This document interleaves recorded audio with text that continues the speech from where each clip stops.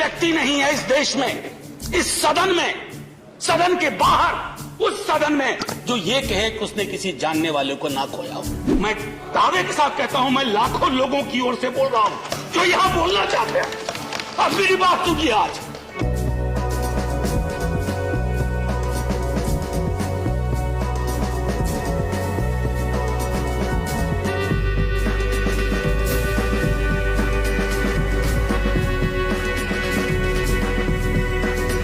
और सबसे पहले माफीनामा उन तमाम लोगों को जिनकी मौत को भी हम एक्नॉलेज नहीं कर रहे, जो हम जान ही नहीं है कि वो मारे गए।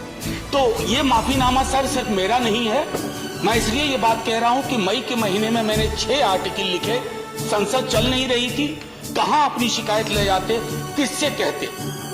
मुझे भाजपा के मित्रों ने, कई साथियों ने कॉल किया, बधाई दी। मैं उनका भी एहतराम करता हूं और कहता हूं कि ये भरोसा इस सदन का है कि हम सबको एक साझा माफीनामा उन लोगों के नाम भेजना चाहिए जिनकी लाशें गंगा में तैर रही थी।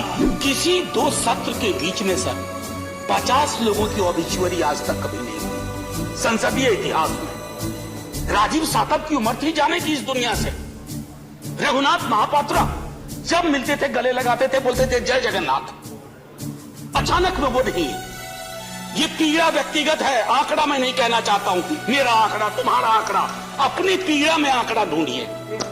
एक व्यक्ति नहीं है इस देश में, इस सदन में, सदन के बाहर, उस सदन में जो ये कहे कि उसने किसी जानने वाले को ना खोया हो। ऑक्सीजन के लिए लोग फोन करते थे, हम अरेंज नहीं कर पाते थे। लोग समझते हैं सांसद है, ऑक्सीजन पिछा देगा। 100 फोन में पूरे दिन में शाम को बैठ के देखते थे, सक्सेस रेट 2, सक्सेस रेट 3। हमको कौन सा आंकड़ा कोई बताएगा साहब? हमको नहीं चाहिए, किसी आंकड़े की बात नहीं करनी है। हमें देखना है कि जो लोग गए वो जिंदा दस्तावेज छोड़ के गए हैं हमारे फेलियर का। मैं आपकी बात नहीं कर रहा साहब। आप कहिएगा 70 साल में कुछ नहीं हुआ, मैं उसमें जाना ही नहीं चाहता। ये कलेक्टिव फेलियर है 47 से लेकर अब तक की सारी सरकारों का।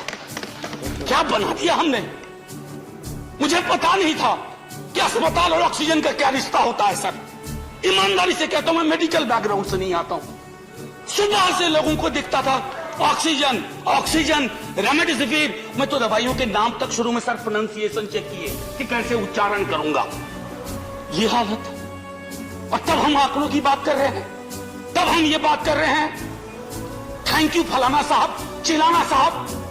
सर मैं यहां से निकलता हूं, बहुत बड़ा विज्ञापन लगा हुआ है, मुफ्त वैक्सीन, मुफ्त राशन, मुफ्त इलाज।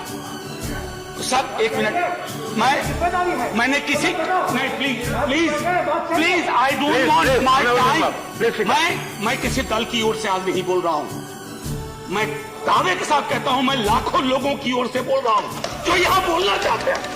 अब मेरी बात सुनिए। आज शिकायत नहीं कर रहा हूं आपसे। ये वेलफेयर स्टेट है ना। एक साबुन की टिकिया अगर कोई गरीब गांव में खरीद रहा है ना सर, तो अडानी अंबानी के बराबर का करदाता है। आप उसको कह रहे हो मुफ्त, मुफ्त वैक्सीन, मुफ्त इलाज, मुफ्त राशन। नहीं साहब, कुछ मुफ्त नहीं है, उसका स्टेट है। इस वेलफेयर स्टेट का कमिटमेंट है, उसको आप डिनाइग्रेट मत करिए। वो 1.5 महीना कैसे बिताया है इस मुल्क ने। हमारे सदन के कोई लोग बड़ी मुश्किल से बच के आए, हमें नाम नहीं लूंगा। पूरे देश ने वो वक्त कैसे बिताया है, नाइटमेयर की तरह लगता है सर, डरावना लगता है। और ये जो उस बीच में कहा गया कि सरकारें फेल नहीं की, सिस्टम फेल कर गया। अरे साहब, ये सिस्टम कौन क्या है? बचपन से सुनते थे कि सिस्टम के पीछे व्यक्ति होता है, सिस्टम के पीछे एक संरचना होती है। अगर वो सिस्टम फेल किया है, चाहे दिल्ली में या किसी गांव की गलियों में, तो वहां की सरकारें फेल की। सिस्टम का नाम इसे मत दीजिए, क्योंकि यही वो सिस्टम बनाते हैं। आहत हूं, जगाना चाहता हूं स्वयं को भी, आपको भी। क्योंकि अगर गंगा में तैरती लाशें, सर जिंदगी में डिग्निटी चाहिए, मौत में उससे बड़ी डिग्निटी चाहिए।